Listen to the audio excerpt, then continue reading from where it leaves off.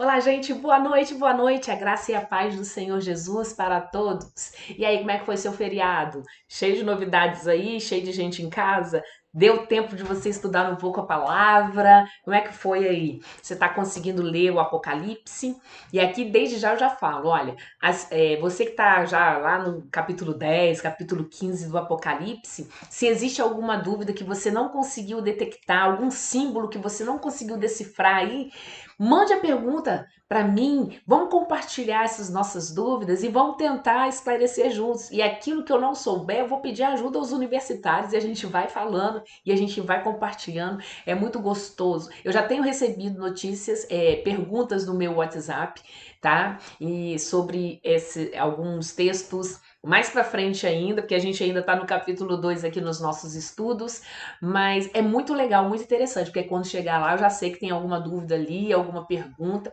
Eu não sei todas as coisas, mas eu vou pesquisar com certeza e vou trazer aqui os pensamentos de grandes teólogos que já estudaram, investiram suas vidas no estudo do Apocalipse.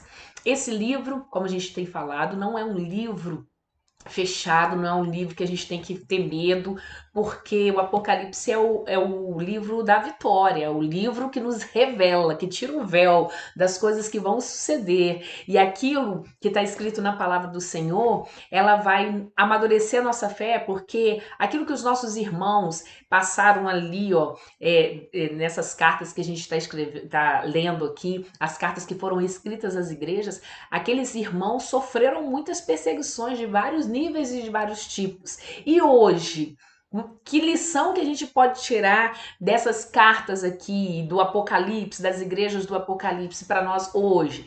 Então, tudo a gente pode aprender e colocar e aplicar na nossa vida. O Apocalipse é um livro maravilhoso, não tenha medo dele. Se você ainda não começou a ler, comece. Vamos devagarinho ali, tá? Mas aí compartilha, comenta aqui embaixo lá. Olha, eu tenho dúvida nisso aqui. Você acha que é isso? Olha, eu tô com dúvida nisso. E faz perguntas, gente. Eu gosto das perguntas porque aí pelas perguntas a gente vai aguçando a nossa curiosidade bíblica e a gente se enche de conhecimento, que também é muito importante para a nossa intimidade com Deus, porque a gente adora aquele que a gente conhece, tá? Então, em nome de Jesus, vamos nos aprofundar também no conhecimento, na graça e no poder de Deus. Então, vamos lá, sem mais delongas, porque a igreja de Pérgamo tem muitos detalhes gostosos aqui, tem muitos símbolos nesses versículos. Então, vamos lá. Apocalipse 2, de 12 em diante. Eu vou ler aqui na minha versão, você pega sua caneta, seu lápis, seu bloquinho de anotações e vamos embora, tá? Vamos lá. A carta à igreja de Pérgamo. Ao anjo da igreja em Pérgamo escreve: Estas coisas diz aquele que tem a espada afiada de dois gumes. Olha só, vamos ler com calma e eu já vou explicando. Cada cidade aqui, ó, Éfeso, Esmirna, Pérgamo, Sardes, Tiatira, Filadélfia e Laodiceia, eram cidades muito importantes da época. Tá? É como se fossem pregado o evangelho aqui no Brasil, então os apóstolos tinham estratégias. Vamos colocar igrejas em cidades assim estratégicas. Então é como se viesse aqui no Brasil, vamos organizar uma igreja no Rio de Janeiro, outra em São Paulo, outra no Espírito Santo, outra em Minas, outra em Santa Catarina. Assim, igrejas estratégicas, tá? Eles não eram bobos não, gente. Então, aqui, cada cidade aqui tem a sua importância. Na época, eram as tops, né? Eram as capitais, eram os lugares, centros de mercado, centros filosóficos, tá? No caso de Éfeso, que nós já estudamos, e no caso de Esmirna, que também nós já estudamos, eram mais cidades comerciais, tinha muito comércio. Já Pérgamo, além do comércio, mas o foco de Pérgamo era o conhecimento, era a cultura, tá? Então, Pérgamo é uma cidade hiper importante da época, tá? Então, aqui, o anjo da igreja em Pérgamo escreve: aquele que tem a espada afiada de dois gumes. Aqui Jesus se apresenta de maneira diferenciada, inclusive ele vai se apresentar de maneira diferente para cada igreja. Conforme ele se apresenta, a igreja já entende uma lição, uma moral, uma esperança que Jesus quer dar, quer trazer a essa igreja. Em Éfeso, ele se apresenta como aquele que tem as 7 estrelas na mão direita e que anda no meio dos candeeiros. Ou seja, 7 estrelas são os anjos ou são os pastores, tá? E os candeeiros são as igrejas. Então, a igreja de Éfeso é uma igreja que tinha doutrina, uma igreja perseverante, uma igreja fiel, que a gente já viu aqui, apenas, e assim, a base é porque ela tinha perdido aquele primeiro amor, mas ela era ortodoxa, né? Ela tinha conteúdo ali. Então ela sabia que Deus, que Jesus estava no meio da igreja. Então ele se apresenta, eu estou no meio da igreja, gente. E para mim tem que fazer com amor. E aí, para a igreja de Esmirna, que era uma igreja perseguida, ele se apresenta, eu sou o primeiro e o último, eu sou aquele que morreu, mas eu estou vivo.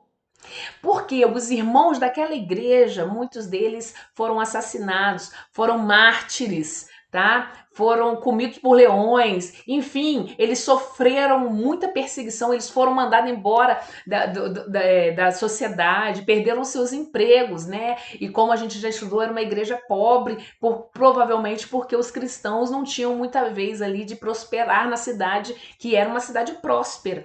Enfim, e aí alguns realmente iriam morrer, mas a vida eterna estava garantida, ser fiel até a morte e dar-te a coroa da vida. Foi essa promessa que encerra então a carta a Esmirna. E aqui a Pérgamo é muito interessante, porque Jesus se apresenta como espada afiada de 2 gumes. Espada afiada. Eu sou o juízo. Eu sou o juízo que entro na igreja. E divido, né? De 2 gumes, eu corto para lá e corto para cá e divido, tá? Eu separo, eu julgo, tá? Então, palavra de Jesus se apresentando uma Pérgamo já é uma palavra assim, olha, de julgamento, de que Cristo precisava estar naquela igreja ali, ó, separando, entrando lá no íntimo da igreja para separar as coisas que estavam ali, ó, tudo bagunçado naquela igreja. Vamos falar um pouquinho de Pérgamo, a cidade de Pérgamo. Como eu já falei, era uma cidade assim que tinha muita cultura e ela, nessa época que ela queria fazer, ela queria ser a cidade que tivesse a maior biblioteca do mundo. Até então, a maior biblioteca era de Alexandria, no Egito. Então a biblioteca de lá não eram esses livros assim, né? Naquela época existia o papiro. Então todos os documentos, né? Todas as coisas lá daquele tempo eram feitos de papiro. Então o administrador ali, tipo um prefeito de Pérgamo, queria fazer então aquela biblioteca a maior de todos os tempos. Então ele teve um problema, né? Com o comandante lá do Egito. Eles brigaram e o Egito deixou de mandar esse material que era uma planta do Nilo a qual eles faziam esse papiro. Então, aí, como que eles iriam fazer então para que tivesse a maior biblioteca do mundo? Porque era o objetivo deles.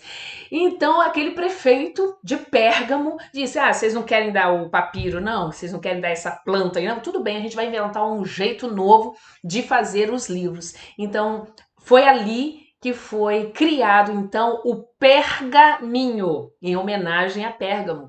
E esse pergaminho é o jeito que eles acharam de fazer de couro de animais, então as escrituras, né, os livros e etc. Então a tecnologia foi avançada, né, na cidade de Pérgamo. Uma outra coisa dessa cidade é que essa cidade era uma cidade frequentada por muitas pessoas que procuravam cura.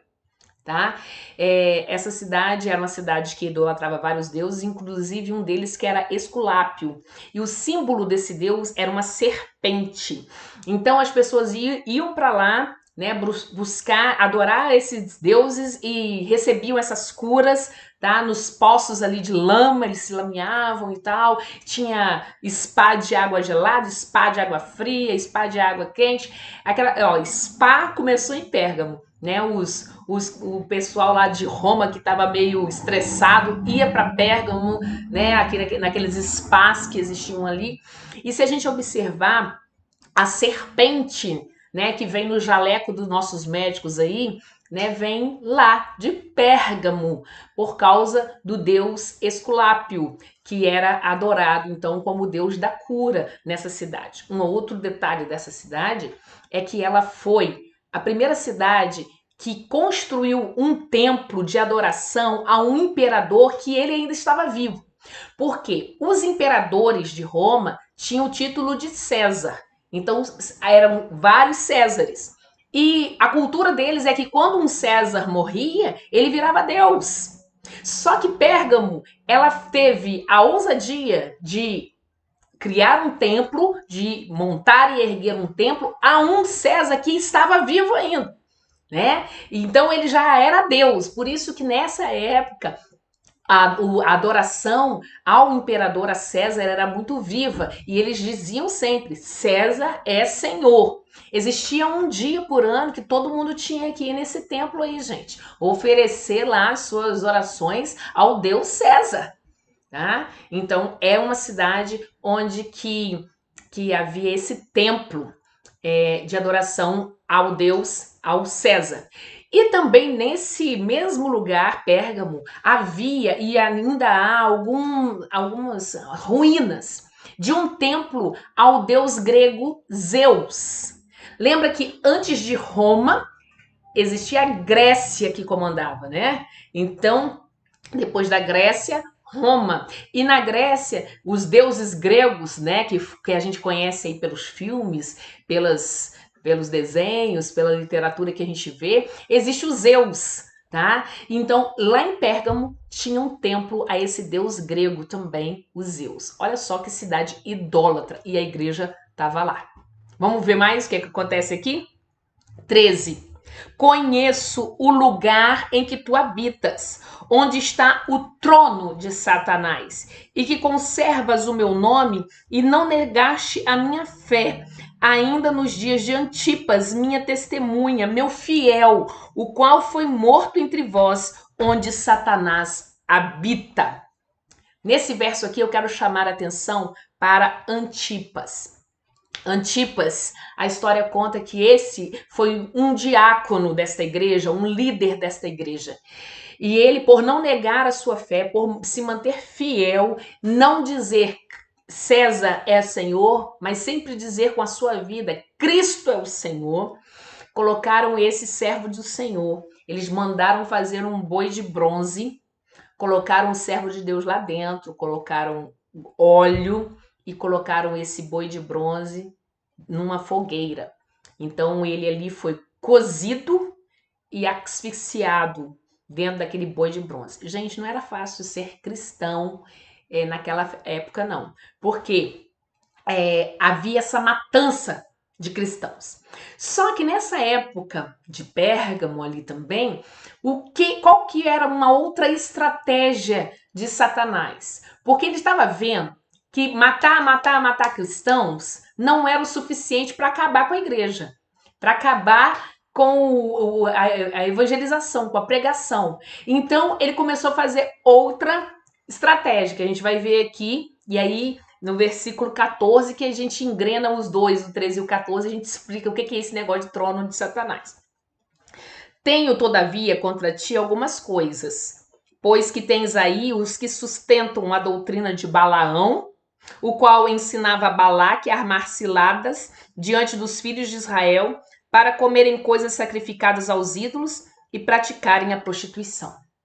Olha só, gente, o problema de Pérgamo não eram as construções desses deuses, construções de templos, não era o concreto ali, não eram aqueles tijolos.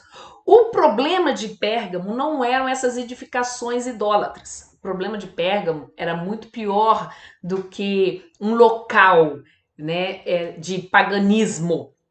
Vocês aí, da minha época, aí vocês se lembram? Eu acho que foi na década de 90 que surgiu muita gente aqui no nosso Brasil pesquisando assim locais nas cidades onde que ali era o lugar, o ponto estratégico que Satanás vinha, se apossava e através daquilo ali ele liderava a cidade. Eu não sei se vocês pegaram isso, mas eu peguei bastante essa época em que as pessoas pesquisavam qual monumento, qual o edifício da cidade, que era concentração ali, e Satanás e os demônios estavam ali oprimindo aquela cidade através daquele obelisco, seja o que fosse. Vocês pegaram essa parte, esse momento da história? Pois bem, essas pessoas, eu não as estou condenando, tá? É só uma análise de que o problema de Pérgamo não eram as construções. Por quê? O versículo 13 diz que ali está o trono de Satanás. O trono de Satanás, quando Satanás está no trono, ele está o quê? Reinando. Então, Satanás, que é espírito, ele não precisa de um templo de adoração a Zeus, nem de adoração a César, para reinar. Ele não precisa de um templo para estar no trono reinando, ele precisa só de gente disponível para adorá-lo. Tá? Gente disponível para desobedecer a Deus. Então, o trono de Satanás estava em Pérgamo, por quê? Porque Satanás estava reinando, e reinando como? Gente, ele estava bagunçando a igreja. Porque o que acontece no versículo 14, é uma história lá do livro de, se eu não me engano, Gênesis, é a história de Balaão, de Números. Depois eu vejo aí para vocês qual o texto que está essa história do Balaão. O Balaão era um profeta.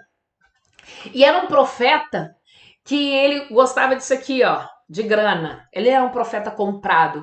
Porque Baraque queria lançar maldição sobre o povo de Israel. E aí, quando o Balaão, que foi contratado, né, para profetizar maldição para o povo de Israel, o que aconteceu com o Balaão? Quando ele abria a boca, ele só abençoava. Aí ele chegava para Balaque e falava assim, ó, não tem condição, não consigo, porque eu não posso abençoar aqueles que Deus já abençoou, eu não posso amaldiçoar aqueles que Deus já abençoou. Não, volta lá. E tentou de novo, e se eu não me engano, pela terceira vez que Balaão fez isso, ele não conseguiu, que ele foi pago para amaldiçoar, mas ele não conseguiu amaldiçoar, então ele teve uma ideia. Esse Balaão teve uma ideia, olha, a gente não pode amaldiçoar, então, mas a gente vai perverter o povo, sabe como? Pega as moças mais bonitas aí e coloca lá perto lá do acampamento do povo de Israel. Que aí os homens vão se casar com essas mulheres e aí eles vão começar a perverter, porque eles se casam com elas, começam a adorar os ídolos dela e pronto, a gente ganha essa batalha. Então, o que aconteceu, gente? Essa doutrina, essas coisas que sustentam a doutrina de Balaão fazer uma mistura ali, pegar o santo e misturar com o profano, sabe? Aquela coisa sutil de Satanás.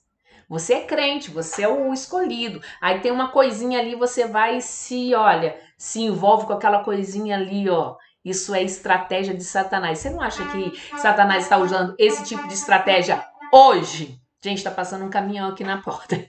Você não acha que Satanás está usando esse tipo de estratégia hoje, de enganar? Nós somos da igreja, nós somos firmes no Senhor, mas aí vem Satanás e usa a própria palavra, enganando o coração do povo, armando assim ciladas, e a gente pega daqui a pouquinho, a gente está profetizando, está entendendo coisas que são, na verdade, blasfêmia contra Deus.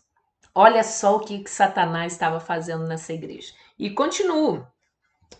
Outro sim, também tu tens o que da mesma forma sustentam a doutrina dos nicolaítas. Esses que sustentam a doutrina dos nicolaítas outra igreja que a gente já viu também sustentava a doutrina dos nicolaítas.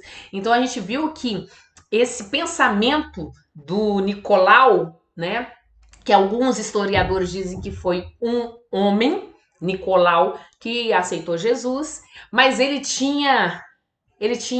era casado e ele era apaixonado por uma pessoa que não era sua esposa.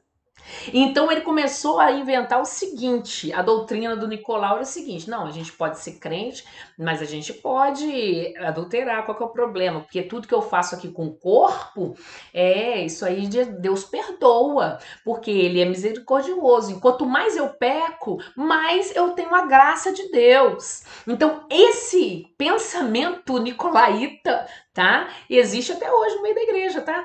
É aquele assim, não, onde superabundou o pecado, onde abundou o pecado, superabundou a graça. E aí a gente fica menosprezando a graça. A gente já conhece a verdade, mas pratica a maldade só para receber graça. E não é bem assim, não, tá? Hoje aqui no assunto não é graça de Deus, tá? Mas é sobre essa doutrina nicolaíta. Eu sou crente, então Deus não importa com o que eu faço com o meu corpo, não. Né? E aí esse pensamento estava dentro da igreja de Pérgamo. Olha só que farofa que estava lá dentro, gente. E aí, versículo 16. Portanto, arrepende-te. E, se não, venho a ti, sem demora, e contra eles pelejarei com a espada da minha boca. Aí, ó, Jesus, que se apresenta como aquele que tem uma espada de dois gumes. Então ele vai vir com a igreja, na igreja e vai, ó, fazer essa divisão, vai vir com juízo. Porque tem ali Antipas, que é crente que está disposto a morrer por Jesus, mas tem também os nicolaítas, tem os da doutrina de Balaão, aqueles que vão confundindo o povo, tem tudo ali no meio da igreja. E aí, quem tem ouvidos, ouça o que o Espírito diz às igrejas. Ao vencedor, dar-lhe-ei o maná escondido, bem como lhe darei uma pedrinha branca. E sobre essa pedrinha escrito um novo nome, o qual ninguém conhece, exceto aquele que o recebe. O que é um maná escondido? Maná, lembra lá do deserto? Todos os dias caía sobre o povo de Israel uma chuvinha de maná. Todos os dias. E interessante que esse maná, esse pão que desce do céu, Jesus no Novo Testamento é comparado. Jesus é o pão que veio do céu. Ele é o pão da vida, ele que nos sustenta, ele que nos dá o alimento necessário. E aí a gente vai ver, gente, que essa questão de alimento, ela é fundamental para o ser humano, não é verdade? Sabia que pecado é uma questão de fome? Sabia que o pecado é uma questão de fome? Olha só, se Eva tivesse comido das outras frutas, ela não estaria com fome na hora que a serpente ofereceu aquela ali.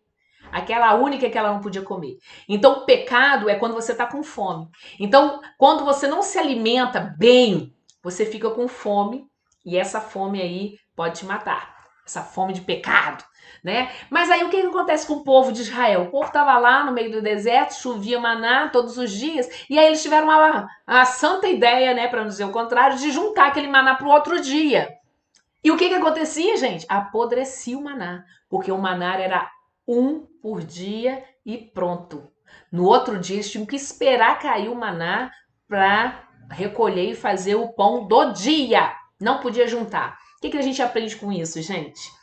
Isso aqui, ó, o alimento é todo dia, é diário.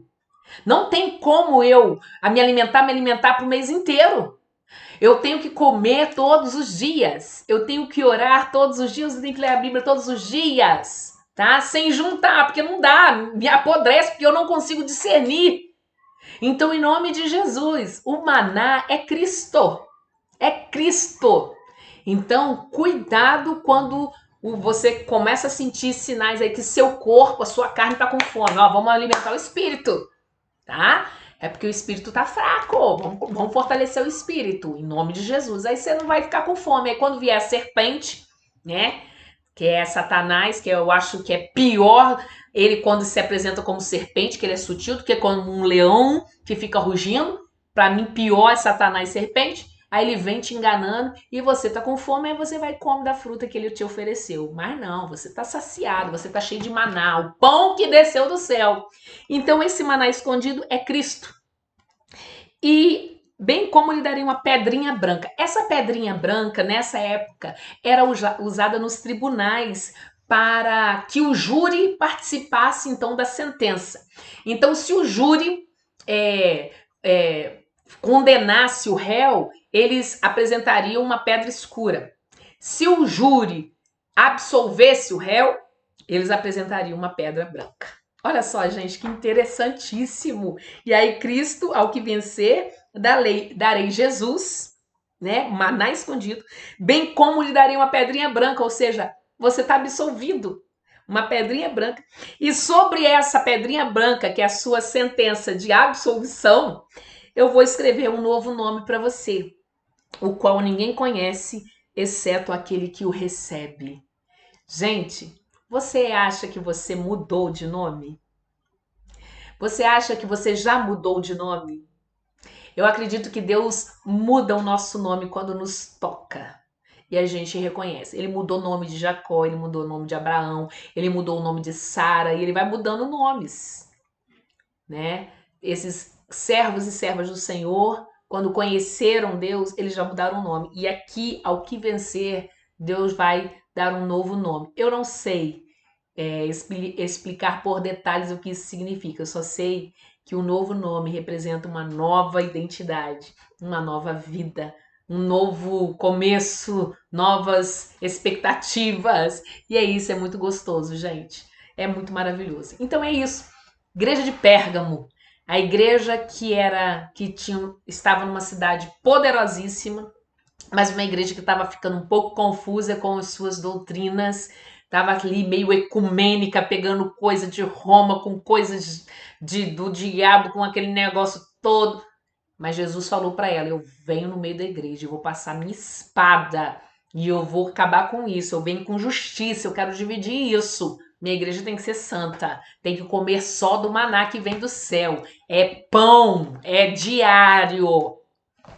Que você e que eu possamos aprender com a igreja de Pérgamo a termos a nossa vida devocional séria, diariamente, muita Bíblia, muita oração, todos os dias. Hoje um pouco, amanhã mais um pouco, depois da manhã mais um pouco, e sem parar, sem cessar e sem vacilar. Amém? Vamos orar, gente? Vamos pedir ao Senhor que nos dê essa fome por Deus, para que a gente esteja bem alimentado.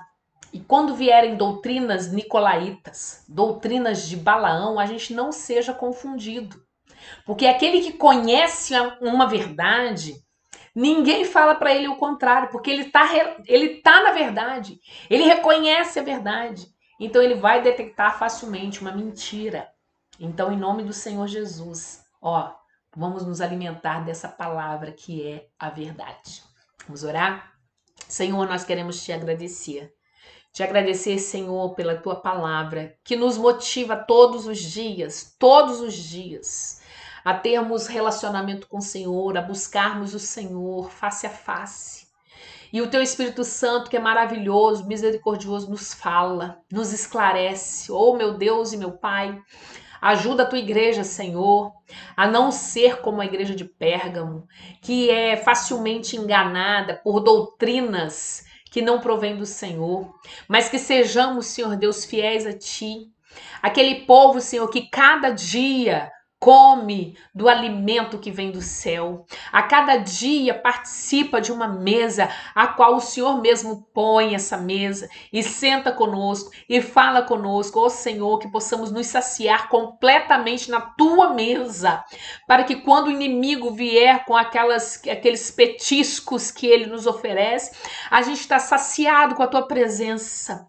Ó Deus de poder, em nome de Jesus, que a gente possa estar cheio no espírito, para que não tenhamos fome dessa carne.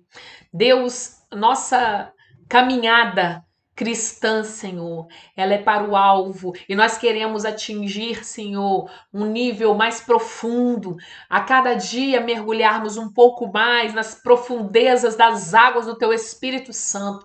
Por isso nos reveste, nos lava, nos purifica, tenha misericórdia de nós, ilumina nossa mente, esclareça, Senhor, a nossa mente e que em tudo o Teu nome seja glorificado. Senhor, nos dê uma noite na Tua presença, uma noite de reflexões, uma noite de oração e que possamos colocar tudo nas tuas mãos e possamos prestar atenção, Senhor, se nós estamos nos alimentado o espírito, nos alimentado do Senhor, ou se estamos comendo aquelas frutas que a serpente tem nos oferecido e assim estamos ficando longe de ti. Senhor, que haja muita reflexão no coração de cada um irmão, de cada irmã, de cada ouvinte desse áudio e desse vídeo, Senhor. Que a paz do Senhor esteja com cada coração, mas que também o Teu Espírito Santo possa ter liberdade para agir, para movimentar, para trabalhar nessa mente, para que todos nós possamos experimentar a tua boa, perfeita e agradável vontade. É isso que eu te peço, Senhor, em nome de Jesus. Amém e amém. Que Deus abençoe a sua vida, meu irmão, minha irmã. Tenha uma noite de paz, de tranquilidade. Olha, não esquece, ore por mim, tá? Amanhã, 9 horas da manhã, estaremos aqui. E amanhã vai ser live, tá bom? Beijo, ao vivo amanhã, 9 horas. Tchau, tchau.